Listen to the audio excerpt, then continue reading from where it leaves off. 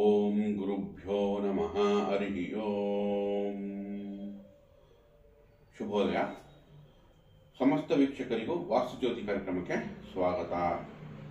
ನೋಡಿ, ಈಗ ವಾರ ಭವಿಷ್ಯ ಆಗಸ್ಟ್ 16ರಿಂದ 22 ತನಕ ನಮಗೆ ಈಗ ಈ ವಾರದಲ್ಲಿ ಯಾವ್ಯಾವ ಗ್ರಹ ಯಾವ್ಯಾವ ಪರಿಸರದಲ್ಲಿ ಅಂತ ತಿಳ್ಕೊಳ್ಳೋಣ.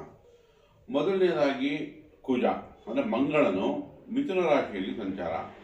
ಅದೇ ಥರ ಗುರು ಮತ್ತು ಬುಧ ಕರ್ಕ ರಾಶಿಯಲ್ಲಿ ಯುತಿಯಾಗಿದೆ. ಸೊ ಕರ್ಕ ರಾಶಿಯಲ್ಲಿ ಗುರು ಉಚ್ಚ ಸ್ಥಾನದಲ್ಲಿ ಸಂಚಾರ, ಹಾಗೆ ಆತ್ಮಕಾರಕನಾದ ಸೂರ್ಯ ಜ್ಞಾನಕಾರಕನಾದ ಕೇತುವಿನೊಂದಿಗೆ ಸ್ವಸ್ಥಾನದ ಸಿಂಹ ರಾಶಿಯಲ್ಲಿ ಸೂರ್ಯ ಸಂಚಾರ. ನಂತರ ಶುಕ್ರ ಕನ್ಯಾ ರಾಶಿಯಲ್ಲಿಯೂ, ಹಾಗೆ ಚಂದ್ರ ತುಲಾ ಮತ್ತು ವೃಶ್ಚಿಕ ರಾಶಿಯಲ್ಲಿ ಸಂಚಾರ ಮಾಡ್ತಿದೆ. ಹಾಗೆ ನೋಡಿ, ರಾಹು ಕುಂಭ ರಾಶಿಯಲ್ಲಿಯೂ ಮತ್ತು ಶನೈಶ್ಚರನು ಮೀನ ರಾಶಿಯಲ್ಲಿ ಸಂಚಾರ ಮಾಡ್ತಾ ಇರೋದು ಈ ವಾರದ ವಿಶೇಷತೆ. ಈ ವಾರದಲ್ಲಿ ಮೊದಲನೇದಾಗಿ ನಾಗರ ಪಂಚಮಿ ಆಗಸ್ಟ್ 17ನೇ ತಾರೀಕು, ಶ್ರಾವಣ ಮಾಸದ ಶುಕ್ಲ ಪಕ್ಷದ ಪಂಚಮಿ ಬರ್ತಾ ಇದೆ. ಸೊ ವಿಶೇಷವಾಗಿ ಅದರಲ್ಲೂ ಹೆಣ್ಣು ಮಕ್ಕಳು ತವ್ರ ಮನೆ ಚೆನ್ನಾಗಿರಲಿ, ಅಣ್ಣ ಬೆನ್ನಲ್ಲಿ ಬಿದ್ದವರು ಸುಖವಾಗಿ ಸಂತೋಷವಾಗಿರಲಿ ಅನ್ನೋ ಆಚರಣೆ ಒಂದು ವಿಶೇಷತೆ ಇದರಲ್ಲಿ. ಈಗ ಮುಂದೆ ಬರುವ ದಿನಗಳಲ್ಲಿ ರಾಖಿ ಮಾಡ್ತಾರೆ, ಆವಾಗ ಅಣ್ಣ ತಮ್ಮಂದ್ರು ತಂಗಿಯರ ಅಕ್ಕಂಗಿರು ಚೆನ್ನಾಗಿರಲಿ ಅಂತ ಕೇಳ್ಕೊಳೋದು, ಅವರ ರಕ್ಷಣೆಗೋಸ್ಕರ ಅದೊಂದು ಬರುವಂತಹ ಹಬ್ಬ. ನಾಗರ ಪಂಚಮಿನ ವಿಶೇಷವಾಗಿ ಆಚರಣೆ ಮಾಡಿ ಹಬ್ಬಗಳೇ ಪರಿಹಾರ.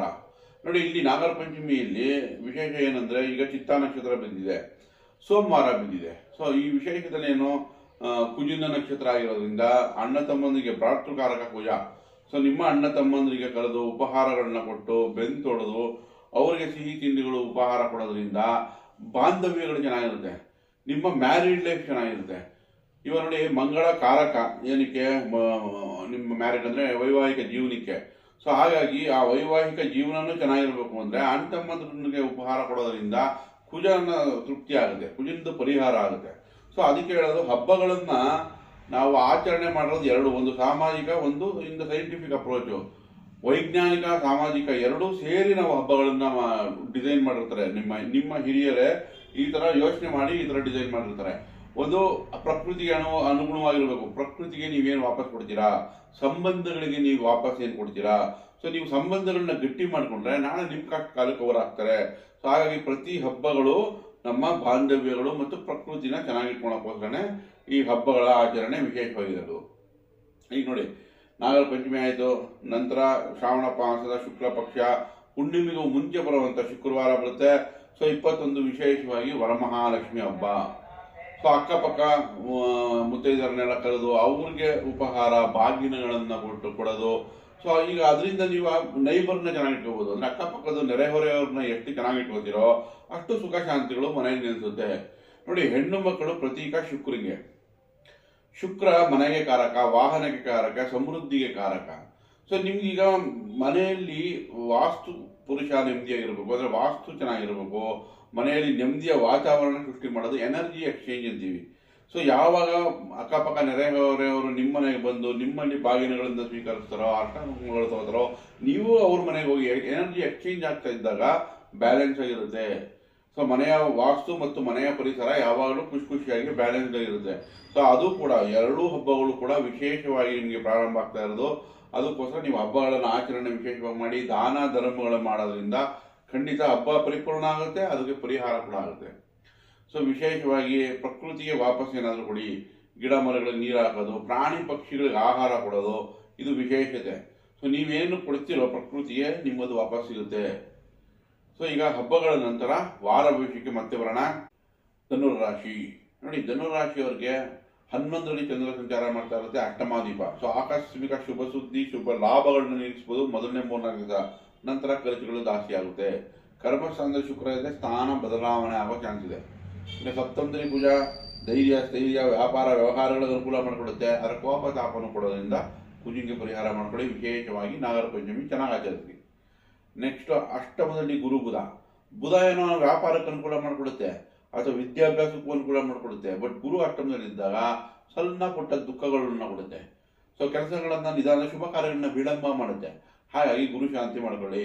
ಹಳದಿ ವಸ್ತ್ರಗಳನ್ನು ಗುರು ಸಮಾನರಿಗೆ ದಾನ ಕೊಡೋದು, ಹಳದಿನ ಅಡಿಗೆಗೆ ಯೂಸ್ ಮಾಡೋದು, ಅಥವಾ ಹಳದಿ ತಿಲಕ ಇಟ್ಕೊಳೋದು, ಗಂಧದ ತಿಲಕ ಇಟ್ಕೊಳೋದು, ಇದೆಲ್ಲ ನಿಮಗೆ ಗುರುನ ಬ್ಯಾಲೆನ್ಸ್ ಮಾಡೋಕ್ಕಾಗುತ್ತೆ. ಇನ್ನು 3ರಲ್ಲಿ ರಾಹು ಅಧಿಕಾರ ಏನೋ ಕೊಡ್ತಾ ಇದೆ, ನಿಮ್ಗೆ ಅಥಾರಿಟಿ ಕೊಡುತ್ತೆ, ಕೆಲಸ ಮಾಡೋಕ್ಕೆ ಧೈರ್ಯ ಕೊಡುತ್ತೆ. ಆದರೆ 4ರಲ್ಲಿ ಶನೈಶ್ಚರ ಇದ್ದಾಗ, ಅರ್ಧಾಷ್ಟಮಶನಿ ಇದ್ದಾಗ ಸುಖದಲ್ಲಿ ಕೊರತೆ, ಕೆಲಸ ಕಾರ್ಯಗಳಲ್ಲಿ ವಿಳಂಬ, ಮತ್ತೆ 6ನೇ ಮನೆ ಮೇಲೆ ದೃಷ್ಟಿ ಬಿತ್ತು. ನೆಕ್ಸ್ಟ್ ನಿಮ್ಮ ರಾಶಿ ಮೇಲೆ ದೃಷ್ಟಿ ಬೀಳ್ತಾರೋದ್ರಿಂದ ಆರೋಗ್ಯದಲ್ಲಿ ಏನಾದರೂ ಏರುಪೇರು, ಮಂಡಿ ನೋವು, ಕಾಲು ನೋವು, ಹಿಂಡಿ ನೋವು, ಬ್ಯಾಕ್ ಪೇನು ಇದೆಲ್ಲ ಕಾಣಿಸ್ಕೊಳ್ಳೋದ್ರಿಂದ ಶನೈಶ್ಚರಿ ಪರಿಹಾರ ಮಾಡ್ಕೊಳ್ಳಿ. ಶನೈಶ್ಚರಿಗೆ ರಾಮಬಾಣವಾಗಿ ಕೆಲಸ ಮಾಡೋದು ಯಾವುದು? ರಾಮ ರಕ್ಷಾ ಸ್ತೋತ್ರ. ಶ್ರೀರಾಮ ರಾಮ ರಾಮೇತಿ ರಮೇ ರಾಮೇ ಮನೋರಮೆ ಸಹಸ್ರನಾಮ ತತ್ತುಲ್ಯಂ ಶ್ರೀರಾಮನಾಮ ವರಾನನೆ. ಒಂದು 21 ಬಾರಿ ಹೇಳ್ಕೊಳ್ಳಿ. ವೃದ್ಧರ ಸೇವೆ, ಅಂಗವಿಕಲರಿಗೆ ಸಹಾಯ, ಬಡವರಿಗೆ ನೀವು ಏನೇ ದಾನ ಧರ್ಮಗಳು ಮಾಡಿದ್ರು ಶನೈಶ್ಚರ ಹ್ಯಾಪಿ, ಶನೈಶ್ಚರಿಗೆ ಖುಷಿ ಆಗುತ್ತೆ. ಸೊ ಹಾಗಾಗಿ ಇದನ್ನು ಮಾಡ್ಕೊಳ್ಳಿ. ಇನ್ನು ಚಂದ್ರ ವಾರಾಂತ್ಯದಲ್ಲಿ 12ನೇ ಮನೆಗೆ ಬರೋದ್ರಿಂದ ಖರ್ಚುಗಳು ಬ್ಯಾಲೆನ್ಸ್ ಮಾಡಬೇಕಾಗುತ್ತೆ. ಆರೋಗ್ಯದಲ್ಲಿ ಎಚ್ಚರಿಕೆ ವಹಿಸಿ. ರುದ್ರಾಭಿಷೇಕ ಮಾಡೋದು, ಶಿವನ ಅಷ್ಟೋತ್ತರಗಳು ಹೇಳ್ಕೊಳ್ಳೋದು, ಅನ್ನದಾನಗಳನ್ನು ಮಾಡೋದು, ಇದೆಲ್ಲ ನಿಮಗೆ ಚಂದ್ರಶಾಂತಿ ಆಗುತ್ತೆ. ತಾಯಿ ಆಶೀರ್ವಾದ ತಗೊಂಡು ಕೆಲಸ ಮಾಡೋದ್ರಿಂದ ಕೂಡ ಚಂದ್ರಶಾಂತಿ ಆಗುತ್ತೆ. ಒಳ್ಳೆಯದಾಗಲಿ. ಮಕರ ರಾಶಿಯವರಿಗೆ ಕರ್ಮ 10, 11ರಲ್ಲಿ ಚಂದ್ರ ಸಂಚಾರ, ವಿಶೇಷವಾಗಿ ಸಪ್ತಮಾಧಿಪತಿ ಆಗಿರೋದ್ರಿಂದ ವ್ಯಾಪಾರ ವ್ಯವಹಾರದಲ್ಲಿ ಪತಿ ಪತ್ನಿಯಿಂದ ಲಾಭಗಳು ಚೆನ್ನಾಗಿದೆ. ನಂತರ 6ನೇ ಮನೆ ಕುಜ, ಮೇಲಧಿಕಾರಿಯಿಂದ ಮೆಚ್ಚುಗೆ, ಪ್ರಮೋಷನ್ಸು, ಕೆಲಸ ಇಲ್ಲಾಂದರೆ ಕೆಲಸ ಸಿಗೋಕ್ಕೆ, ಇಂಥ ವಿಚಾರಗಳಲ್ಲಿ ನಿಮಗೆ ಕುಜ ಖಂಡಿತ ಅನುಕೂಲ ಮಾಡಿಕೊಡುತ್ತೆ. ವಿಶೇಷವಾಗಿ ಅಷ್ಟಮದಲ್ಲಿ ನಿಮಗೆ ಕೇತು ಮತ್ತು ಸೂರ್ಯರ ಯುತಿ. ಸೊ ಹಾಗಾಗಿ ತಂದೆ ಆರೋಗ್ಯದಲ್ಲಿ ಎಚ್ಚರಿಕೆ ವಹಿಸಿ. ಅಥವಾ ಸರ್ಕಾರದಲ್ಲಿ ಆಕಸ್ಮಿಕವಾಗಿ ಬದಲಾವಣೆಗಳಾಗ್ಬೋದು, ಸರ್ಕಾರ ವಿಷಯಗಳಲ್ಲಿ ಏನಾದರೂ ಒಂದು ಆಕಸ್ಮಿಕ ಬದಲಾವಣೆಗಳಾಗ್ಬೋದು. ಅದಕ್ಕೆ ಒಂದು ಸ್ವಲ್ಪ ಪ್ರಿಪೇರ್ ಆಗಿರಿ. ಸೂರ್ಯಗೆ ಮತ್ತು ಕೇತುಗೆ ಇಲ್ಲಿ ಪರಿಹಾರ ಮಾಡಿಕೊಡಿ. ಸೂರ್ಯಗೆ ತಂದೆ ಆಶೀರ್ವಾದ ತಗೊಳ್ಳೋದು, ಸೂರ್ಯ ಉದಯಿಕೆ ಇದ್ದು ಅರ್ಘ್ಯಗಳನ್ನು ಕೊಡೋದು, ಸೂರ್ಯ ನಮಸ್ಕಾರಗಳನ್ನು ಮಾಡೋದು. ಇದು ಸೂರ್ಯಂಗಾದರೆ ಕೇತುಗೋಸ್ಕರ ಬೀದಿ ನಾಯಿಗೆ ಆಹಾರ ಕೊಡೋದು, ಬೀದಿ ನಾಯಿಗೆ ಶೆಲ್ಟರ್ ಕೊಡೋದು, ನೀರು ಕೊಡೋದು, ಇದೆಲ್ಲ ನಿಮಗೆ ಕೇತುವಿಗೆ ಪರಿಹಾರ ಆಗುತ್ತೆ. ಅಥವಾ ಗಣೇಶನ ದೇವಸ್ಥಾನಕ್ಕೆ ಹೋಗಿ ಒಂದು 10 ನಿಮಿಷ ಕೂತ್ಕೊಂಡ್ಬನ್ನಿ, ಗಣೇಶನ ಅಷ್ಟೋತ್ತರಗಳು ಹೇಳ್ಕೊಡಿ, ಇದು ಕೇತುವಿಗೆ ಪರಿಹಾರ ಆಗುತ್ತೆ.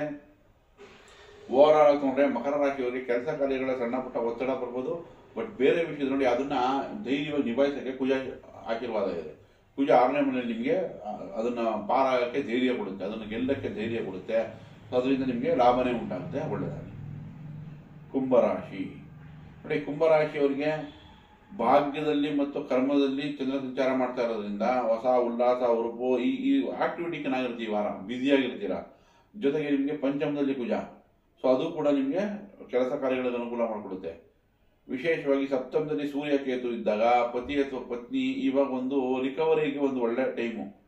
ಸೊ ಆರೋಗ್ಯದಲ್ಲಿ ಪತಿ ಅಥವಾ ಪತ್ನಿದು ಆರೋಗ್ಯದ ಚಿಂತೆ ಅಥವಾ ವ್ಯಾಪಾರದಲ್ಲಿ ಚಿಂತೆ ಇರ್ಬೋದು. ಬಟ್ ಈಗ ಅದು ವಾಪಸ್ ಸರಿಯಾಗಕ್ಕೆ ಒಳ್ಳೆ ಕಾಲ. ಯಾವಾಗ ನಮಗೆ ಕೇತುನ ಪಾಸ್ ಆಗುತ್ತೋ ಸೂರ್ಯ, ಆವಾಗ ಇಷ್ಟು ದಿವಸದಿಂದ ಒದ್ದಾಡಿರ್ತಿರಲ್ಲ, ಇಷ್ಟು ದಿವಸದಿಂದ ಪತಿ ಪತ್ನಿ ಆರೋಗ್ಯದಲ್ಲಿ ಚಿಂತೆ ಇರುತ್ತಲ್ಲ, ಅದು ನಿಧಾನವಾಗಿ ಕಳೆಯುತ್ತೆ. ಸೊ ಈಗ ಮತ್ತೆ ಆರೋಗ್ಯ ರಿಕವರಿ ಆಗುತ್ತೆ ಮುಂಬರುವ ದಿನಗಳಲ್ಲಿ. ಬಟ್ ಈಗ ಅದು ಸದ್ಯಕ್ಕೆ ಚಿಂತೆ ಕಾಡಬಹುದು. ಬಟ್ ಮುಂಬರುವ ದಿನಗಳಲ್ಲಿ ಇದೇ ನಿಮಗೆ ಲಾಭವಾಗಿ ಪರಿವರ್ತನೆ ಆಗುತ್ತೆ.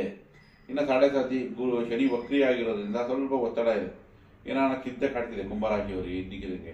ಸೊ ಅದನ್ನು ನಿವಾರಣೆ ಮಾಡ್ಕೊಳ್ಳೋಕ್ಕೋಸ್ಕರ ಶನೈಶ್ವರನ ಆರಾಧನೆ ಮಾಡಿ, ಶನೈಶ್ವರನ ಅಷ್ಟೋತ್ತರಗಳು ಹೇಳ್ಕೊಳ್ಳಿ. ಹಾಗೆ ವೃದ್ಧರ ಸೇವೆ, ಅಂಗವಿಕಲರಿಗೆ ಉಪಹಾರ, ಬಡವರಿಗೆ ಸಹಾಯ, ಇದೆಲ್ಲ ಶನೈಶ್ವರದ ಪರಿಹಾರ ಆಗುತ್ತೆ. ಸೊ ಓವರಾಲ್ ತೊಗೊಂಡ್ರೆ ಕುಂಭರಾಶಿಯವರಿಗೆ ಮಿಶ್ರ ಫಲ ಅನ್ಬೋದು. ಒಳ್ಳೆಯದಾಗಲಿ. ಇನ್ನು ಮೀನರಾಶಿ ನೋಡಿ, ಮೀನರಾಶಿಯವರಿಗೆ ಅಷ್ಟಮ ಮತ್ತು ನವಮದಲ್ಲಿ ಚಂದ್ರ ಸಂಚಾರ. ಸೊ ಅಷ್ಟಮದಲ್ಲಿ ನೋಡಿ, ಪಂಚಮಾಧಿಪತಿ ಅಷ್ಟಮಕ್ಕೆ ಹೋದಾಗ ಪ್ರೀತಿ ಪ್ರೇಮ ಸಾಮರಸ್ಯದಲ್ಲಿ ದುಃಖ ಅಥವಾ ಒಂದು ಕ್ವಶನ್ ಮಾರ್ಕ್ ಬಿಡುತ್ತೆ. ಹಾಗೆ ಇಲ್ಲಿ ಚಂದ್ರನಿಗೆ ಪರಿಹಾರ ಮಾಡ್ಕೊಳ್ಳಿ. ಬಟ್ ಲಕ್ಕಿಡೆ ಏನಂದರೆ ಪಂಚಮದಲ್ಲಿರೋ ಗುರು ನಿಮ್ಮ ರಾಶಿ ಮೇಲೆ ದೃಷ್ಟಿ ಬಿದ್ದಿದೆ ಭಾಗ್ಯದ್ದು, ಹಾಗಾಗಿ ಅದೇ ಪರಿಹಾರ ಆಗುತ್ತೆ. ಆದರೂ ಕೂಡ ಚಂದ್ರನದು ಅಷ್ಟೋತ್ತರಗಳು ಹೇಳ್ಕೊಳೋದು, ಅಥವಾ ಶಿವನ ಆರಾಧನೆ ಮಾಡೋದು, ಅನ್ನದಾನಗಳನ್ನ ಮಾಡೋದು, ತಾಯಿ ಆಶೀರ್ವಾದ ತೊಗೊಳೋದು, ಇದೆಲ್ಲ ನಿಮಗೆ ಚಂದ್ರನಿಗೆ ಪರಿಹಾರ ಆಗುತ್ತೆ. ಇನ್ನು ಮೀನರಾಶಿಯವರಿಗೆ 4ನೇ ಮನೆ ಕುಜ ಒಂದು ಗೌರವ ಕೊಡೋ ಅಂತ, 10ನೇ ಮನೆ ಮೇಲೆ ದೃಷ್ಟಿ ಬೀಳುತ್ತಲ್ಲ, ಗೌರವ ಕೀರ್ತಿ ಹೆಚ್ಚು ಮಾಡುತ್ತೆ. ವಾಹನ ಭೂಮಿ ಇಚ್ಛಾದಿಗಳು ಲಾಭ ಕೊಡುತ್ತೆ. ಇನ್ನು 6ನೇ ಮನೆಯಲ್ಲಿ ಸೂರ್ಯ ಇರೋದು ಒಂದು ಏನಾದರೂ ಒಂದು ಪ್ರಮೋಷನ್ ಸಿಗುವಂಥ ಚಾನ್ಸು, ಅಧಿಕಾರ ಸಿಗುವಂಥ ಚಾನ್ಸು. ಸೊ ಇದೆಲ್ಲ ನಿಮಗೆ ಅನುಕೂಲ ಮಾಡಿಕೊಡುತ್ತೆ. ಫಾರಿನ್ ಟ್ರಾವೆಲ್ಗೆ ರಾಹು 12 ಅನುಕೂಲ ಮಾಡಿಕೊಡುತ್ತೆ. ಓವರಾಲ್ ತೊಗೊಂಡ್ರೆ ಮೀನರಾಶಿಯವರಿಗೆ ಈ ವಾರದಲ್ಲಿ ಒಂದು ಶುಭ ಫಲ ಹೆಚ್ಚಾಗಿ ಕಾಣ್ತಾ ಇದೆ. ಒಳ್ಳೆಯದಾಗಿ. ದಯವಿಟ್ಟು ಈ ವಿಡಿಯೋ ಇಷ್ಟ ಆಗಿದ್ದಲ್ಲಿ ಲೈಕ್ ಮಾಡಿ, ಶೇರ್ ಮಾಡಿ, ಸಬ್ಸ್ಕ್ರೈಬ್ ಮಾಡಿ. ಧನ್ಯವಾದ.